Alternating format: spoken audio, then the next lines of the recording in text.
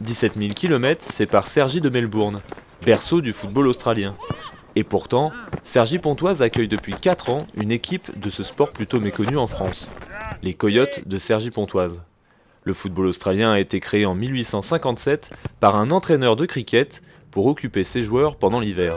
Un sport d'hiver pour garder la condition physique de ses joueurs, qui était un mix en fait de plusieurs sports collectifs, dont le volleyball avec la passe volleyball, les entre-deux du basketball, les plaquages au rugby, les passes au pied du football, un petit peu la vision du jeu du football et du handball.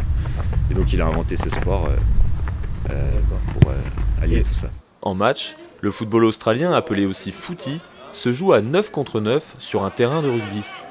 Pour marquer, le joueur doit tirer entre 4 poteaux, il marque 6 points entre les centraux et 1 point entre les latéraux. La balle est toujours frappée au pied, mais aussi à la main. Elle doit toujours être en mouvement. Sa ressemblance avec le rugby attire surtout les pratiquants de l'Ovalie.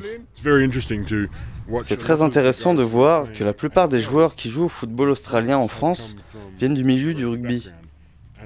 La façon dont ils prennent la balle, qu'ils plaquent le joueur, ou juste la manière de se placer sur le terrain est très orientée rugby. Pour le capitaine, il ne faut pourtant pas confondre ces deux sports très distincts. Sur un truc comme ça, même si ça fait mal, on s'entraîne depuis un petit moment, il fait froid, on lâche pas. La différence entre le rugby et le footy, c'est principalement le placement, puisque au footy on peut faire des passes dans tous les sens, alors qu'au rugby on est obligé de faire des passes en arrière. Après au niveau du placement, étant donné que le footy c'est plus un placement type foot, où il y a vraiment des attaquants et des défenseurs. Au rugby, tout le monde attaque, tout le monde défend.